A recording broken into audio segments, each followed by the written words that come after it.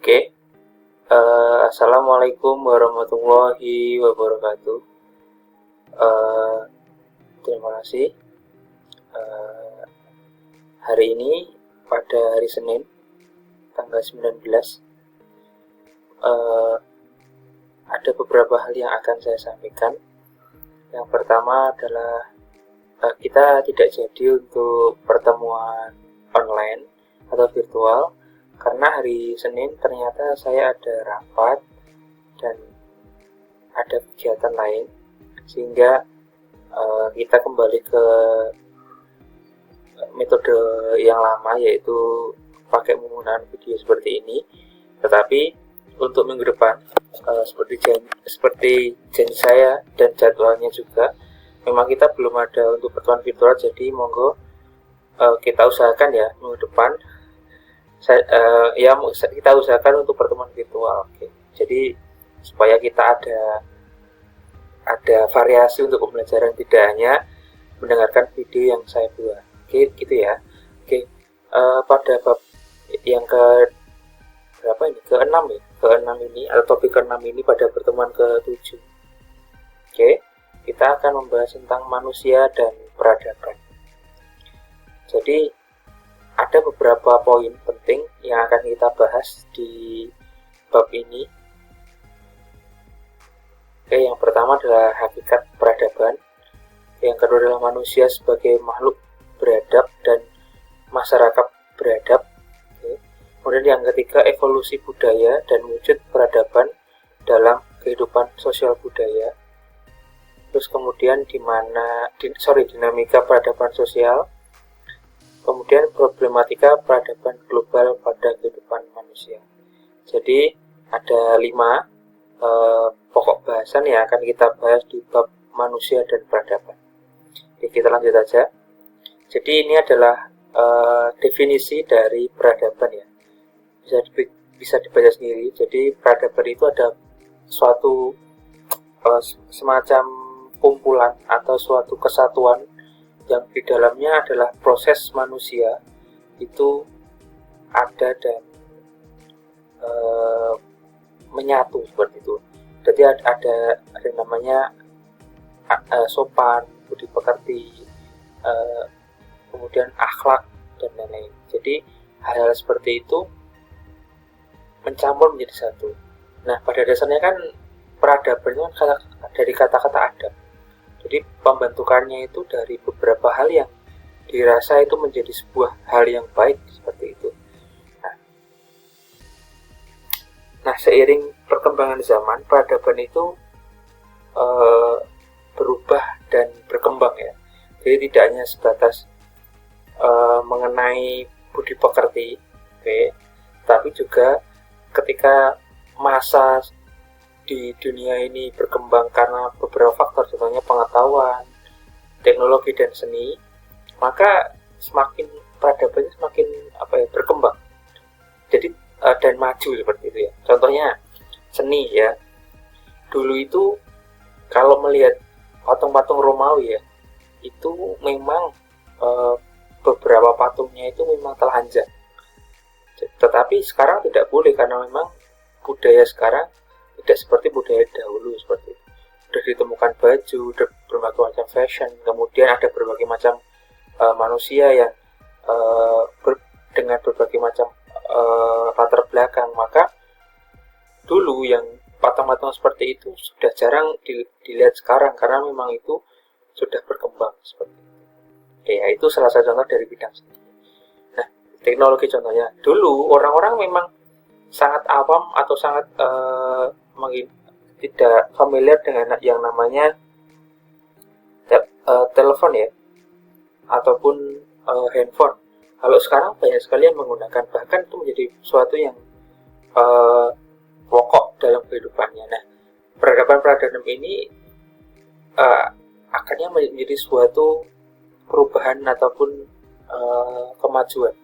Nah, tetapi tetap suatu peradaban ini dibangun dari kesepakatan sosial. Jadi tidak serta-merta sesuatu yang baru itu menjadi sebuah hal yang diterima seperti itu. Itu ya, itu yang pertama adalah hakikat dari peradaban. Yang kedua ini, Lanjutannya ya. Jadi ini ada beberapa contoh ya, peradaban. Jadi ada piramida, kemudian tembok raksasa Cina, kemudian Candi Borobudur. Nah, peradaban ini semakin ada tingkatannya ya, ada tingkatannya. Jadi ada. Nah, apa faktornya? Yang pertama adalah kemajuan teknologi, jelas. Ya jelas kalau yang tertinggal mungkin ya daerah di Indonesia saja. Kalau seperti Papua, kemudian itu memang tidak semaju atau sebagus di Jakarta, karena memang secara teknologi tidak sebagus yang ada di ibu kota. Kemudian ilmu pengetahuan, ini juga jelas bahwa pengetahuan ini mempengaruhi cara pandang ekonomi suatu bangsa.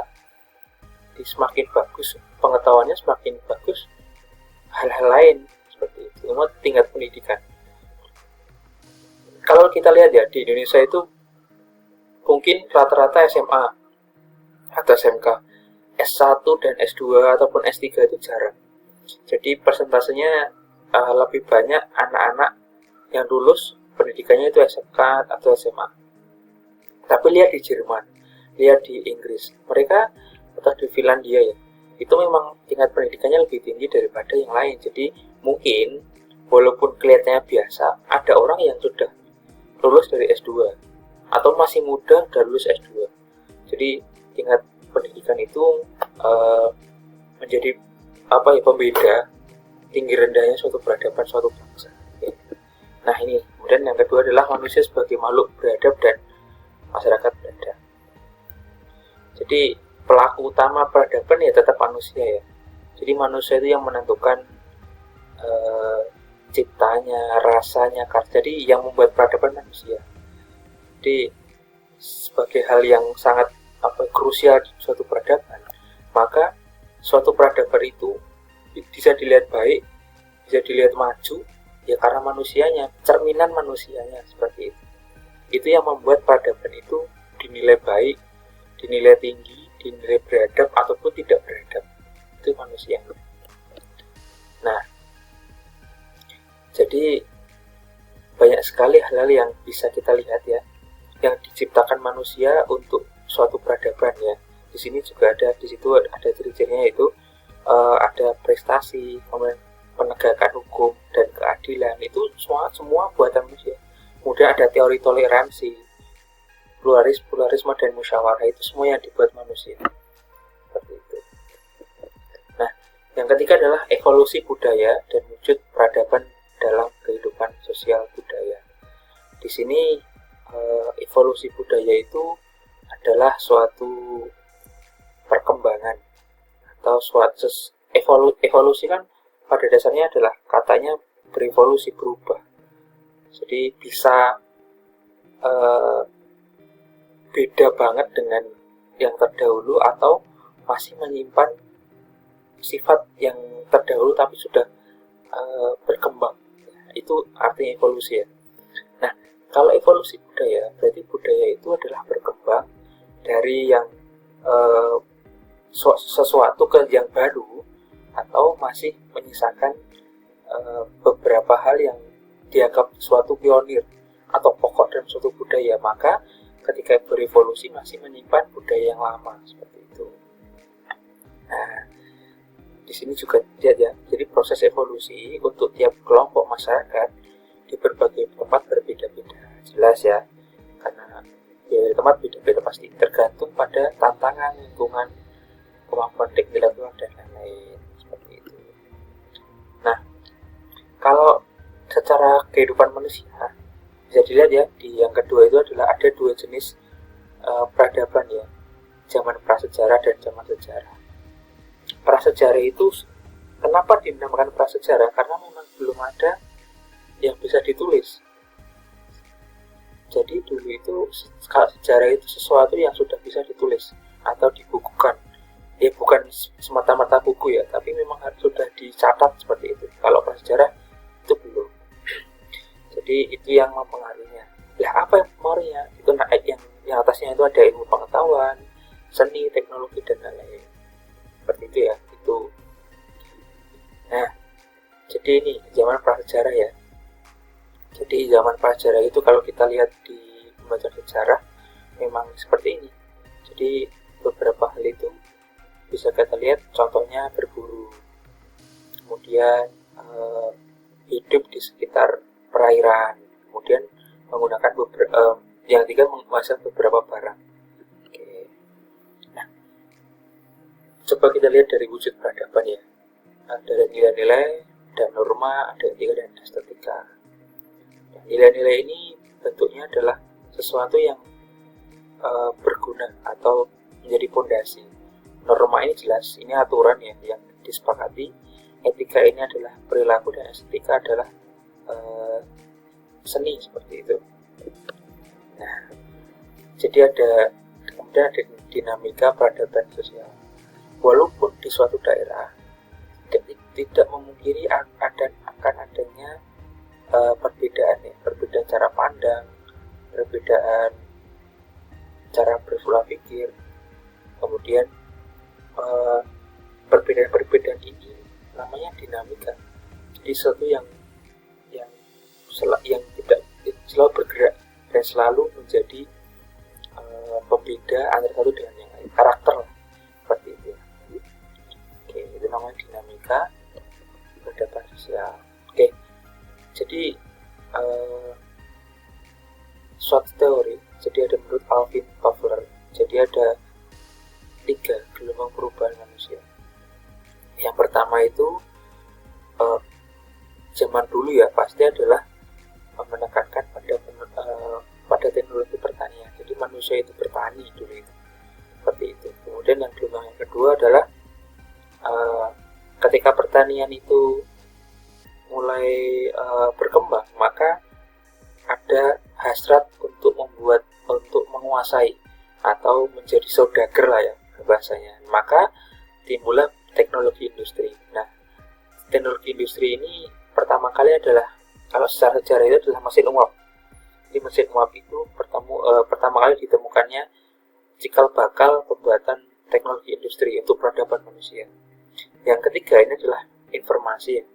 Jadi informasi ini adalah semakin cepatnya, semakin masifnya segala hal yang ada di dunia yang mudah untuk kita raih ya.